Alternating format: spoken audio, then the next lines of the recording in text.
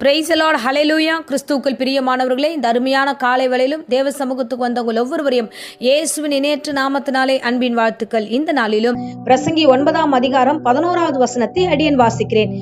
அவர்கள் எல்லோருக்கும் சமயமும் தேவ செயலும் நேரிட வேண்டும். ஆமேன், ஹல்லேலூயா.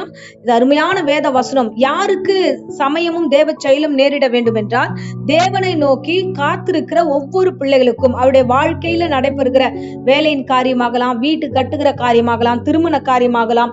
சோ நீ எந்தெந்த காரியத்துல எல்லாம் நம்ம சில காரியங்கள் காத்திருக்கிறோமோ, ஆண்டவரே எங்களுக்கு பிள்ளையின் காரியத்தை நீர் வாய்க்க பண்ணுங்க, எங்கள் வீடு கட்டும் காரியத்தை வாய்க்க பண்ணுங்க, ஆண்டவரே இந்த காரியத்தை நான் செய்யட்டுமா அப்படின்னு நீங்க காத்துக்கிட்டு இருந்து செய்யட்டுமான்னு எதிர்நோக்குறீங்களே, இப்பேற்பட்ட பிள்ளைகளுக்கு தான் இந்த வசனம் சொல்லுகிறது. எல்லோருக்குமே சமயமும் தேவ செயலும் நேரிட வேண்டும். நான் நினைச்சேன் அதை டக்குன்னு நான் முடிச்சிருவேன் அப்படின்னு யாருமே எதுவுமே செய்ய முடியாது. கடந்த நாள் ஒரு சகோதரி நான் மீட் பண்ணி நான் பேசிக்கிட்டு இருக்கும்போது அவங்க சொன்னாங்க, வீடு கட்டுக்கிற காரியங்கள் எல்லாம் பாத்தீங்கன்னா 4 வருடமா வீடு கட்டிக்கிட்டே இருக்கிறாங்க, அந்த காரியம் முடிவடையவே இல்லை. அப்ப தேவனுடைய சித்தம் இல்லாம நாமளா இறங்கி ஒரு காரியத்தை செய்கிறோம், அந்த காரியம் முடிவடையாததுக்கு காரணம் என்னன்னா, தேவ செயல் அந்த இடத்துல இல்லாததுனாலதான், தேவன் அதற்கான சமயத்தை வாய்க்காததுனாலதான் ஒரு மனுஷன் துவங்கும் போது அது தோல்வியில போய் முடிகிறது, இன்னும் கட்டி முடிக்கல. சோ இந்த நாட்களில இதே மாதிரி அநேகர், நான் இதை பண்ணணும்னு நினைக்கிறேன், ஆனா அதை முடிக்கவே முடியல, நான் இந்த காரியத்தை செய்யணும்னு கடந்து போறேன், வேலையின் காரியத்துக்கு போகிறேன், இந்த குழந்தைக்காக நான் பல ஹாஸ்பிட்டலுக்கு நேராக நான் கடந்து போகிறேன் அப்படின்னு பல தரப்பட்ட கோணல்கள்ல நம்மளுடைய காரியமாக தேடி அலைந்து கொண்டிருக்கிறோம். ஒன்றை மாத்திரம் இன்னைக்கு நினைவு வச்சிருக்கோங்க, தேவன் அருளாததை நாம் பெற்றுக்கொள்வது எப்படி? தேவன் நமக்கு பர்மிஷன் கொடுக்காம, தேவன் நம்மை ஆசீர்வதிக்காம, தேவன் நம்மை நடத்தாம இந்த காரியங்கள் எல்லாமே அது ஆசீர்வாதமா இருக்காது, அது நமக்கு சாபமா தான் முடியும். ஆமென், ஹல்லேலூயா. அதுதான் வசனம் சொல்லுகிறது. யாரா இருந்தாலும் சரி, அந்த வசனத்தின் மேல் பகுதியில பாத்தீங்கன்னா, வேகமாய் ஓடுகிறவர்களாகட்டும், சௌரியவான்களாகட்டும், ஞானவான்களாகட்டும், புத்திசாலி ஆகட்டும், எல்லோருக்குமே தேவ சமயம் தேவைப்படுகிறது. தேவன் அதுக்கான சமயத்தை ஏற்படுத்துவார், டைமை ஏற்படுத்துறாரு, அதற்கான செயலையும் அவரே உருவாக்குகிறார். ஹல்லேலூயா. கர்த்தர் நல்லவர், ஏற்ற நேரத்துல உயர்த்த வல்லவராய் இருக்கிறார். ஆமென், ஹல்லேலூயா.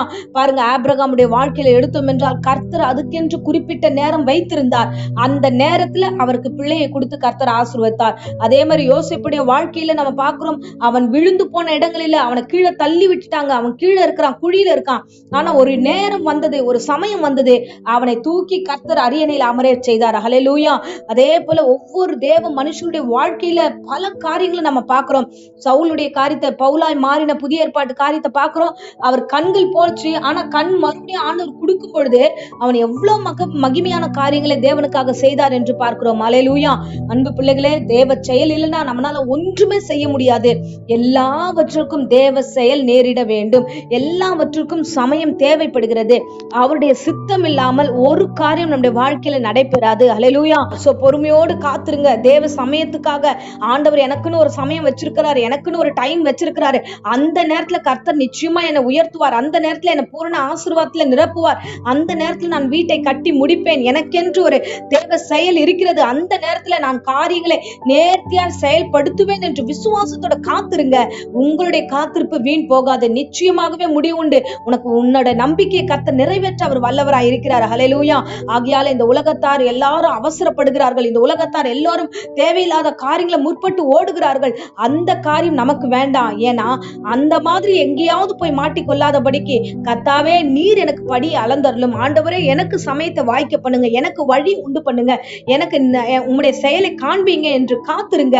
காத்திருக்கும் பொழுது பூரண ஆசீர்வாதம் உங்களை தேடி வரும், பூரண கிருபைகள் உங்களை தேடி வரும். நிச்சயமா கர்த்தர் உங்களை ஆசீர்வாதத்தை நடத்த வல்லவராய் இருக்கிறார். ஆமென், ஹல்லேலூயா. சோ இந்த நேரத்திலும் தேவ சமூகத்துல இருந்து அந்த வார்த்தையை கையில வச்சுக்கோங்க, தைரியமா இருங்க.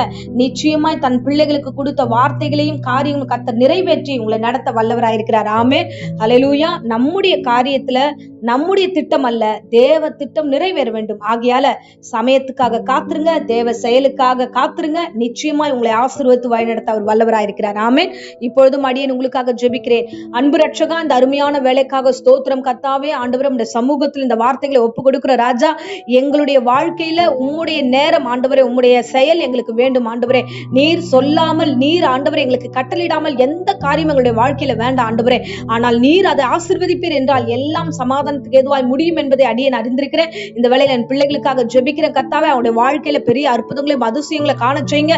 தேவையில்லாத டென்ஷன்ஸ் எல்லாத்தையும் எடுத்து போடுங்க.